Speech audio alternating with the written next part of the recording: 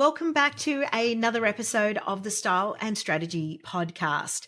Today, I have a very special guest, Julie Ciardi, who is a leader in helping women unlock their unique potential through human design and the gene keys. Julie is an expert at showing how self-awareness can actually fuel success.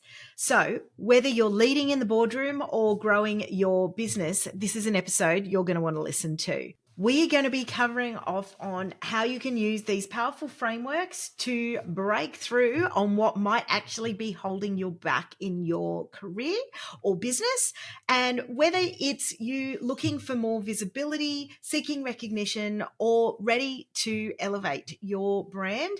Today's conversation is packed with actionable insights to step you into your next level. Julie's personal journey from corporate exec to entrepreneur thought leader will leave you inspired. Her approach to clarity and breakthrough using the tools like human design and the gene keys is a game changer. So grab a coffee, settle in, or go for the walk and listen in. This episode's full of strategies that you'll be able to use going forward. I'm Sonia, a personal brand and style coach. My journey began in the corporate world and through lived experiences has led me where I am today. I've walked in those uncomfortable shoes, faced the same challenges and questioned my path to professional success while simultaneously navigating my personal style journey and the challenges that each decade brings. I wholeheartedly believe in the fusion of personal brand and style strategy. My mission here is to provide you with practical, actionable strategies and lived experiences to help you unlock your next level of success through the power of personal brand and style. Let's get started. Welcome everyone to another episode of the Style and Strategy podcast. I am so excited to be able to have Julie Ciardi here with me. And as you know, it's no fluff, so we're going to get straight into it. So Julie, thank you so much for being on the show with me. It's about 6:30 a.m. in AU and you are based in New York, right? I am. It's 3:30 in the afternoon here. Amazing. Okay, so let's get into it. I really want to be able to talk about a key turning point in your life where there was a moment where you realized that your personal brand or your identity needed to change. What was sort of the catalyst for that shift? I love to talk about this. And when you posed this question, it came back to me so crystal clear. It just happened yesterday, but it was really 8 years ago that it happened. And I was a vice president of marketing and sales at IBM, had been there for like 16, 17 years, been in corporate for 20. And I knew for years that I was not in the right career. I knew for years I wasn't doing the thing that I was meant to do in this world. But it was that moment. I actually had read a book called The Top 5 Regrets of the Dying by Bronnie Ware. I keep it behind me all the time because it was such a powerful, pivotal moment. And I realized after reading that book, I remember I was partway through it. I was in my son's nursery. He's now 10. So he was like 18 months or so when this all transpired. And I knew without a doubt I was in the wrong career, doing the wrong thing that I was meant to do. And I knew that I needed to change not just my career and what I was doing.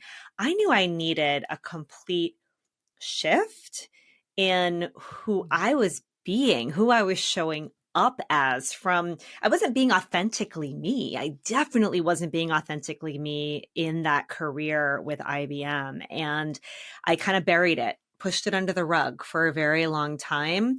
And it was about eight and a half years ago where it was a flip that switched, that I knew things had to change or I would have regrets when I was older. Yeah, amazing. And then how do you think that at that point, how do you think that then it started to show up in your work and life? Well, you know what's so funny, Sonia, is I love that we're having this conversation because I love kind of reminiscing and thinking back to it. Something shifted instantaneously. So I call when you take something that's a someday goal and you bring it in and all of a sudden it's something that you're going to begin to work on now, I call it the now goal. And what happened in that moment was a decision. I really believe that when you make a decision, you can shift things in the moment. So I made the decision in that moment. I didn't know the how. I didn't know how it was all going to play out. I didn't even know what the end result was going to be. But I made a decision in that moment. Then, and in that decision making, I immediately became a different version of me.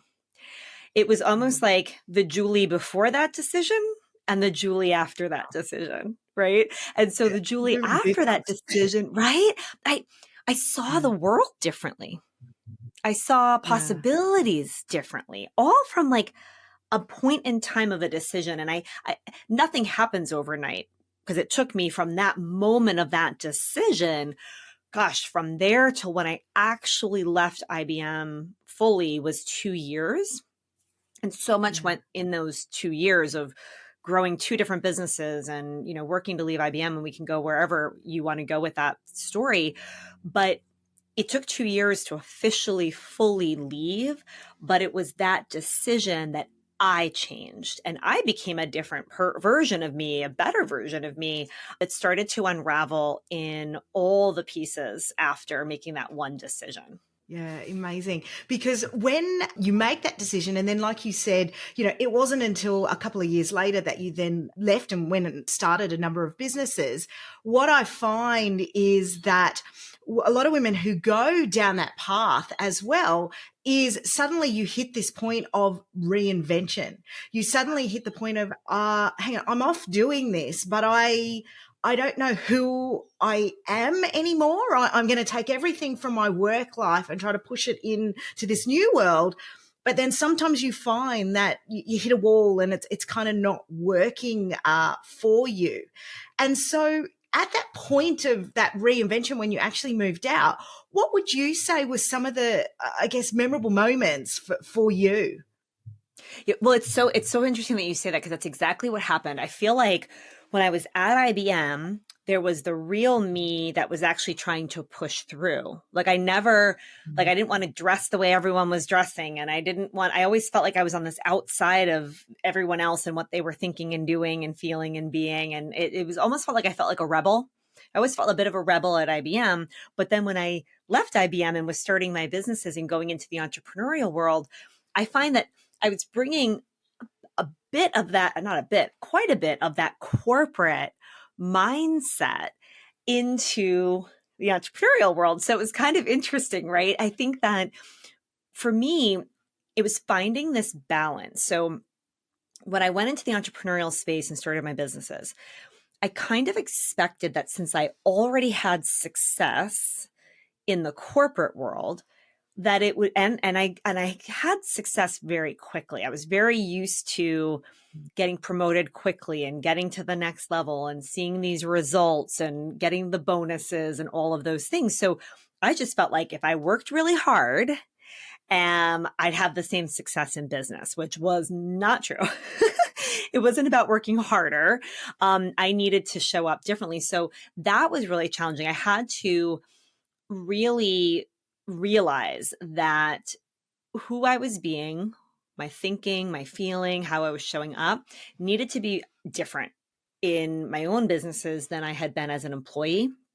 That was one, but also not to totally let go of what I had learned and who I became and the skills and accomplishments from corporate. So I was in this kind of like, well, that's over. And now I'm into entrepreneurship. And I had a coach say to me, you know, she wanted me to like stand up on this ottoman. It was in her house. We were doing this like retreat, and she wanted me to stand up on this ottoman in her house. And like, we all had to like do a speech of like who we are and like with like force, you know? And it wasn't coming out of me. I was like, I was still very new in entrepreneurship. And I'm like, I don't know. I don't have the results yet. You know, I don't have the results of the business yet. And she's like, I'm sorry, wait a minute. Didn't you tell me that you spoke on stages for IBM? Weren't you like at a LinkedIn conference speaking on a LinkedIn stage? I'm like, yeah. She's like, didn't you have like, you were a vice president with a team of like 300 people running a global part of the company. And I'm like, well, yeah. And she's like, that's a part of this whole story. This is who you are and what you can accomplish. And it took her saying that for me to go, you're right. That is actually a part of my identity. And it is a part of something that I created for myself. And I shouldn't walk away from that. So I find that my pattern tends to be, well, I did that, done that, time to move on to the next, instead of kind of pulling the pieces that really do show who I am and it's part of the reinvention. So when we reinvent, we don't have to then just let go, pick and choose those things that really reflect who you are. I never even remember to say, yeah, I was a collegiate athlete. Like I played soccer in college. Like there's only in the US anyway, there's only like, I don't know, 5-7% of college students play a collegiate sport. Like I played a collegiate sport. I don't talk about it. I don't bring it through. And I realize that as I've been going through, I think we're always reinventing, but I think as I'm still going through this evolutionary process, I'm still looking back and bringing forward those things that actually was Julie, the true Julie, that the real authentic me, and bringing those pieces through as part of the full story versus like, well, that was the past. I'm just on to the next version of Julie. That's been a lesson big time. Yeah, wow. There's so much really to unpack there because again, whether you're an entrepreneur or whether you're a professional and you're looking at that next leadership role, all of that sort of thing, you know you've got those skills there, but you kind of go, well, these are what I see is a lot of women go, but these are all my gaps. That's the first thing you go to. And so being able to really recognize those gifts that you have and you've built on and worked really hard on, and being able to leverage those in whatever circumstance you move forward is such an important, call out there because it applies in so many different circumstances. So I know that you are really, focused on supporting businesses and individuals around something called, for those of you who haven't heard, a concept called human design and the gene keys. And as someone who has come from that corporate world and really has only delved into the sort of spiritual side of things recently, this is how I actually found Julie. And I love the way in which you talk about it because you do a bit of a combination of, it's not so woo, it's in between. And I think that's a real gift you have. But so Julie, maybe if you could give a bit of context around really how you discovered it and how it's really changed the way you see your brand and how that's sort of evolved into your business. Absolutely. I mean, I think that, when I started my coaching business, I was really helping women with what I was good at, marketing. I have my master's in marketing. I was marketing vice president at IBM. So marketing, as I started that was one of my favorite parts of becoming an entrepreneur and, going into the whole social media space and everything. I'm like, oh, this is fun. Like I'm kind of that one, like the not the huge percentage of entrepreneurs. They want to go in and do the thing that they love, but I also love the marketing. Like I love it. I geek out on it. And so I very quickly was able to learn so much about the online marketing space in addition to my timeless training and experience in marketing. So that's where I first went. And it was so much fun because what I found was there was a huge gap in the market that so many women wanted to, maybe either leave corporate or do their own thing and have their own business, but they really struggled with the marketing, right? The how, kind of the how-to marketing. How do I market myself? How do I get clients? How do I get my message and my brand out there? So that's where I started. But what was funny is that as I was working with more and more women, I would find that some could take the strategies, take the how-to, go do it, and get results. And then all these other women, actually more women than not, were getting the exact same training and support from me, were not going out and getting the results or weren't even taking what I was teaching and putting it out there. And I'm like, I'm a very curious person and I observe and I watch. And I just was like, always trying to problem solve. So I'm thinking, that's great that they got these results. Why did they not? It's the same strategy. And that's what led me down the pathway of working to help figure out how to close that gap of results for some and not others, because it's not just about the action. And so that's what led me down this entire pathway from working with Bob Proctor. And I tried different tools. Like I tried the Enneagram, I tried some different tools.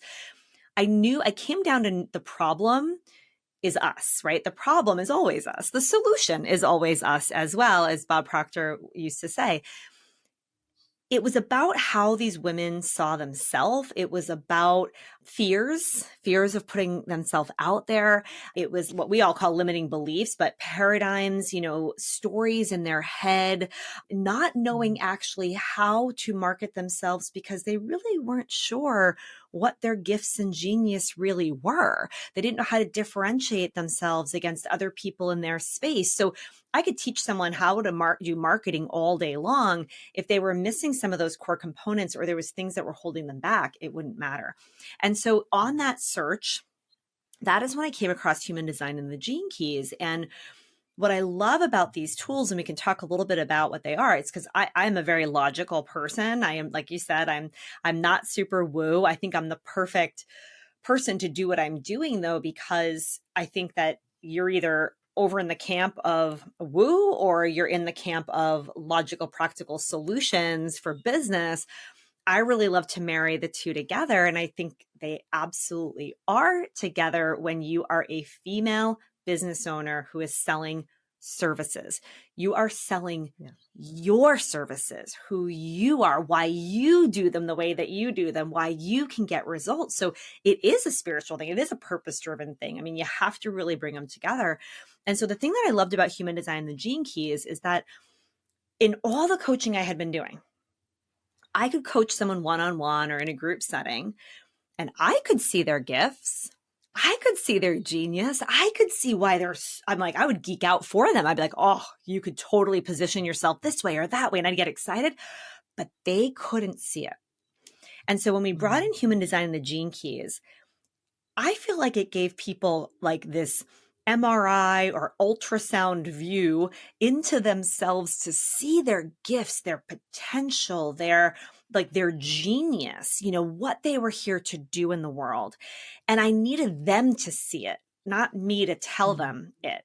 And that's what's been this additional tool. This tool set has been so fabulous, because when we're coaching and doing timeless business stuff, and then I teach them how to go understand themselves better, they're having breakthroughs without me being with them, right? They're having these breakthroughs by just studying themselves, because I teach them how. And it's just been incredible. Like I literally, before we got on here, I had run a workshop for our students.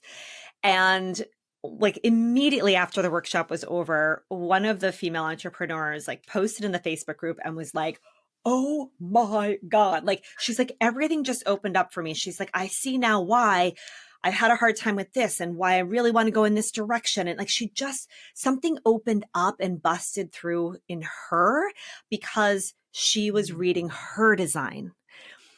Yeah. In human design and gene keys, typically what happens is you have an expert that gives you a reading, and you sit with them and they read your whole design body graph, and like it looks like a foreign language to you. And so you just trust this person to just give you a reading, and then you're like, okay, thanks. And maybe you'll have a little bit of breakthrough here and there.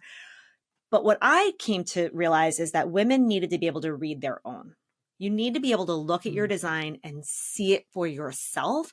And you know how us women are, once we do that, we want to do it for people that we love, and we want to do it for, maybe our own clients and all the things. And so it's just been such an honor to be a part of this process, to kind of just be this guide. And my genius is to simplify things so that people can really like comprehend it, because it is like another language, but really being able to bring it in so that people and women specifically can really see their inner gift and genius, and then combine it with timeless, simple business strategies, like the totally practical, marketing and sales and how to get clients and grow your business. And so to me, it's a marriage made in heaven.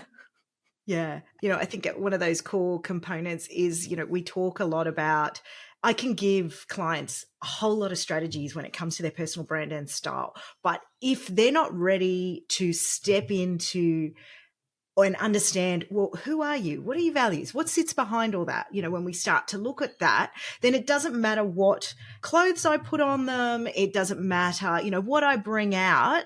They won't be able to step into that next kind of version of themselves until they're ready to do that. So it's a bit of a journey. And I love the way that human design and the gene keys, and especially the way that you teach it, does, really helps to break that open. So tell me, a lot of entrepreneurs and those in leadership roles sometimes, struggle with a little bit of self-confidence, a little bit of self-doubt around themselves. So what advice would you give them if you look back in your career on both sides as to what really helped to kind of take that next step to get you to where you really want to be? Yeah, I love this question because I think that we have been taught to have confidence before we act, or the whole thing of fake it till you make it and all of that stuff. And honestly, what I think really we have the wrong C word in the beginning here. To me, it's you got to get some courage. Courage, when put into action, will breed confidence. So to me, my confidence has grown after I've taken action, not before, because we don't know, right? So if it's like, if we're going to do something big, like, all right, I'm going to go and I'm going to, I'll give you a great example. When I started my podcast like 6 years ago, right? I can remember, it was 6.5 now. I can remember not having any confidence. I'm like, is anyone going to listen to this? I have no idea. I created the first 3 episodes before I put it out there. No idea. So I didn't have the confidence. I had some confidence in what I said on those episodes, but I did not have the confidence of like, is this, people's going to laugh at this? Is anyone going to even listen to this? Is this even worth my time? I don't even know. Like all this uncertainty and lacking of knowing, confidence is knowing, right? And so I wouldn't know that if I didn't have the courage to put it out there, right? So I had the courage to launch it to the world, launch it to my audience, launch it to my family, friends, because back then it was more family, friends, right?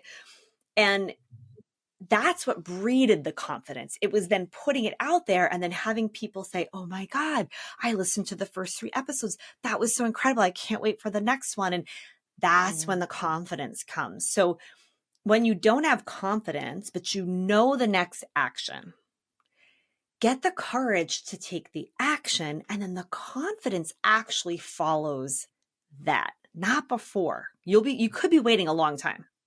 I love that.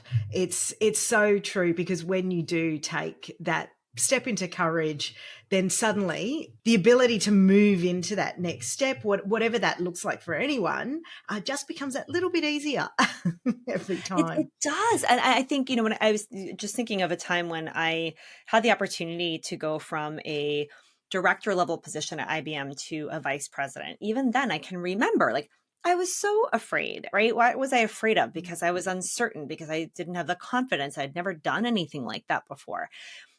The confidence didn't come until I was actually already in the position. And then I was doing the thing. I think what happens is that we wait. We wait until we think we feel ready, until we feel confident, until we feel, but you know what? We may never get to that ahead of time. And so I think that's what stops a lot of people from moving forward on these goals and dreams that they know that they want to go and do, Absolutely. So let me fast forward a little bit. So particularly for women and those that are in kind of midlife, and midlife has this definition these days around, I read somewhere early 40s or late 30s, all the way kind of up. How do you think, because a lot of women get to 50 and there's this shift, right? That kind of happens. And, then we've got that brand identity and reinvention again, right? It's ever changing. So how do you think, or what's your advice around, hitting 50 and going, okay, well, hang on, what's next? I love this question because I love that you brought up that midlife could be, is it like 30 something? Is it whatever? I think that's a probably good clue of, are you an optimist or a pessimist? Because if you're like, oh, midlife's 50, then you're expecting to live to 100 or beyond. If you're like feeling like you're already at midlife at age 38, 40, well, then you're not thinking that way, right? So I do think it's such an interesting, for me, I'm like 50 at least, I have like every desire and intention of living past 100 if I can. I think what's so cool, and this is actually tied into human design, which I think is awesome. Like, I've never bought in, before I ever even knew about human design, I never bought into the idea that you retire. Like, I hated the word retirement. Like, why? Like, I never want to stop doing what I love. I think when people that are so excited about retirement are escaping a career they don't love. Yeah. If you're so excited about retirement, you don't love what you're doing. I really don't think so. I mean, there's a few exceptions here and there, but if someone loves what they're doing and they want to retire, it's probably because they're about to start something else, right? Like, to me, it's the idea of doing nothing, or like just, having all this free time and not doing anything. I have no desire to ever do that. Like, I want to create and build and grow and all the things. And so I think that women especially have a really unique opportunity as we near 50 and go over 50. Because for many of us, not all of us, but for many of us, we spent probably the last couple of decades growing a family and raising a family and getting them out the door and starting their lives. And, or even if you have children, you don't have children, you probably spent the last couple of decades really building your body of expertise, your legacy of work, no matter what you were doing or how many times you even changed careers or whatever, you were building wisdom, skills, knowledge, right? All these things. So what's amazing is right around like 50 and beyond, it's the most beautiful time to be able to take all of that building that you did in your career or, knowledge and things like that, skills, hopefully having a bit more time in your life because you have a bit more time without having to, be raising the kids and doing all those things, like multitasking like crazy. It's like the perfect time to step in, reinvent, and start to really go after the big legacy dream that you have. In fact, I had the opportunity to interview a founder of a company in the US called MIDI Health, and she's 56. She's either 56 or 57. And like literally just founded this company that's slated to be like the next $1 billion business. And she started it in mid 50s. And she said to me, from what I've seen, she goes, my entire staff of executives, all women over 50. She said, I think investors should be giving their money to women-owned businesses over 50 because we just have the energy, the knowledge, the passion, this energy to like go and be successful. And I'm like, I feel that 100%. And I have to tell you, I never heard that before.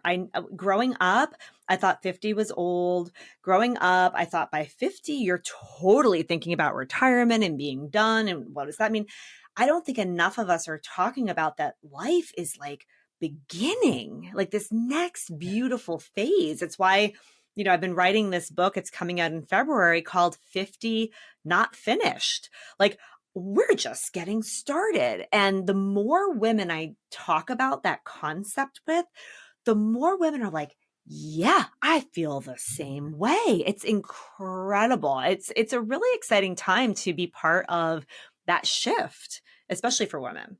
No, totally. And I think I love hearing about that organization and the fact that, all the board members and all the senior execs are at that level because they've got just this wealth of experience and knowledge. So now reflecting back over the years, I want you to have a bit of a think around what your personal brand and what your style was like through your evolution. And whether that's from your hair to your clothes, etc. What would you say are some maybe memorable outfits, changes that occurred through that life cycle?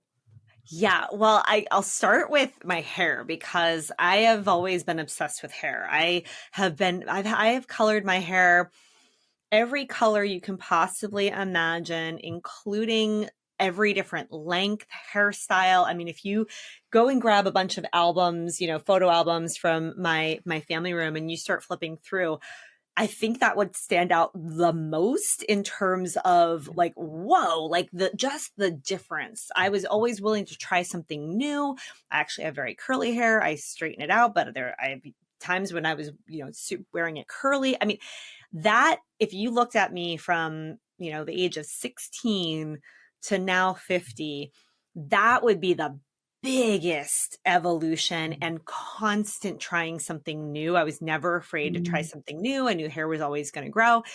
And when I was 47, 3 years ago, I made the deliberate decision that I knew what I wanted to look like going into my 50s and beyond.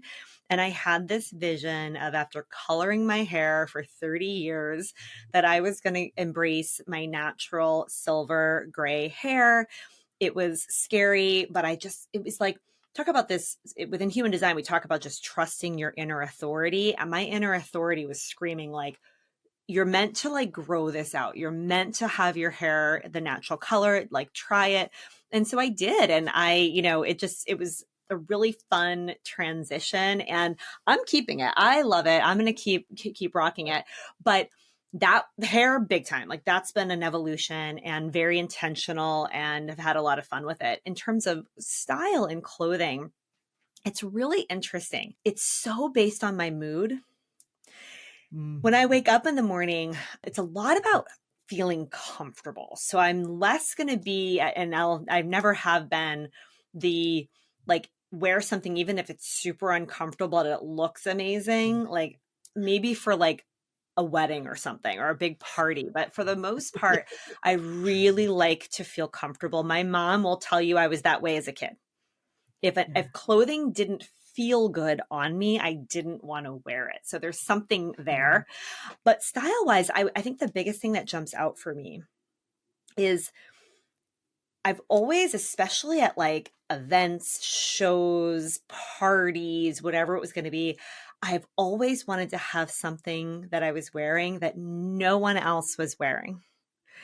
I always so I would go on hunts, right? Like I want a dress or, a jumpsuit or something that like no one else will be wearing anything like it in the room. And I always I had this like desire to like show up that way. So I have a lot of fun doing that. I still do that. I have a lot of fun right now where I do a photo shoot every month with a local photographer, and I use Rent the Runway, the membership that I don't know if you have that in Australia, but it is amazing because I can hand select. I kind of curate a capsule of 5 pieces or 6 pieces that we're going to utilize in that shoot. And so that's my creative part coming out. Like I'm this 2-4 in human design. I like things to look a certain way.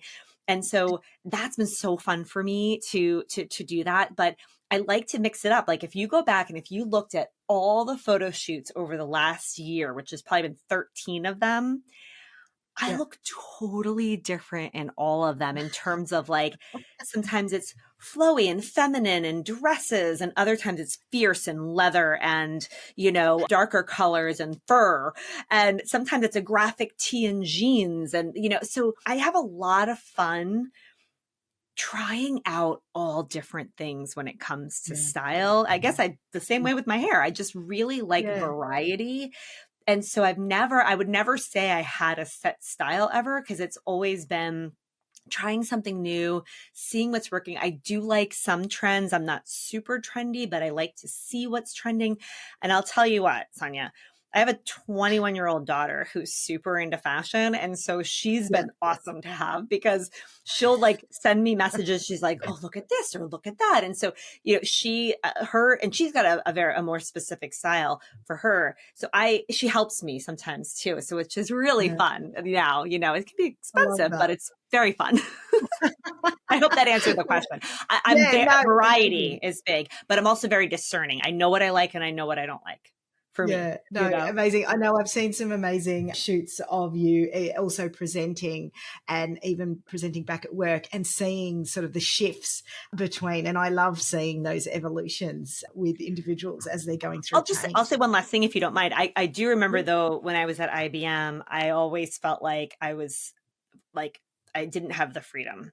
So, everything there was so corporate, so stuffy. If someone wore something, some people would talk about it. You know what I mean? And so I can remember when I would go into the office, I'd be like, I wouldn't even like what I was wearing, because I felt like I couldn't really dress like me back then. And I remember feeling very stifled by that. No, and I think you can definitely see the spark, even for those who are watching on YouTube, you can see Julie in her bright pink blazer, which looks amazing against the grey, salt and pepper grey. Okay, so quick 3 fire questions to kind of wrap up. So, well, I think you've answered a little bit of it, but if you had to pick a signature style piece for Julie of today, what would that be? I love jeans. So to me, jeans with heels and some kind of like shirt that really stands out, something very different and unique. So like flared jeans for certain, long flared jeans with heels and some kind of like shirt that really stands out, like a blouse, something that can get tucked in with the jeans. My favorite. Amazing. And for those listeners looking for inspiration, right? So what maybe transformational read, and I know you're an avid reader, what transformational read would you say has had maybe one of the most significant impacts in your, I'm going to call it your leadership journey, but what would you call out, or potentially what's something you're reading or listening to today that you would say, is having an impact? It's so funny, and I know it's rapid fire, but I'll just say real quick that I do think that depending on where someone's at, it's almost like I have a different book I'd recommend based on where you're at. But in terms of the biggest impact for me that created the most catalytic, change in me was, believe it or not, Think and Grow Rich by Napoleon Hill. Now, I will tell you, when I first read that, I was like, oh, I put it back on the shelf. I'm like, this is dry, this is whatever. And then I started to work with Bob Proctor, and he was just such a huge influence on me. And he said, well, I read that book every single day, a piece of it, since I was 26 years old. I'm like, really? Like, maybe I should take that back off the shelf and check it out. And then I started to study it. His recommendation was to study it, not read it. And that worked. It really shifted me from the corporate mindset to the entrepreneurial mindset and what my role in my success was going to be. So I love that piece of advice, to study it, not just read it, because it can be a quite dry read, but no, that's a great tip. And then finally, we all have those days where we need an extra boost. So what is your mindset ritual that helps you feel empowered and ready to tackle anything? Oh, that's so easy. My walk. And it's now routine, but even if, let's say, it's later in the day or I need a boost or whatever, like walking and getting out of whatever room I'm in or whatever, and walking, fresh air, going outside. I think it's a combination of like the walk, being outside, being in fresh air, absolute shift in mindset, mood. I start to get these intuitive downloads and feel more creative. By far, that's the most important thing that I do. Amazing, Julie. Thank you so much for being on the podcast. For anyone listening who really resonates with everything that you've shared or wants to follow Julie along, where is the best place to find you? So definitely my website, julieciardi.com. Come over to Instagram. I love to have conversations there. And as just a gift for everyone too, I mean, if they're interested in knowing more about their human design, because I like to simplify things, we actually created, in my own language, a report. So even if you've tried human design in the past, recommend you go and check this out. It will drop the link, but it's julieciardi.com/magic. And when you go there, you can run your report and it will be unique to you and it will be in language that will inspire you. And I think you'll love it. Amazing. I will make sure that I've got all the links in the show notes, and I definitely recommend grabbing that particular item there because I think it's really foundational in being able to really understand where to going forward. So thank you so much, Julie, for being on the podcast. It's been an incredible chat, and I look forward to speaking with you soon. Thank you so much. It's been a pleasure. Thank you so much for being part of this inspiring episode.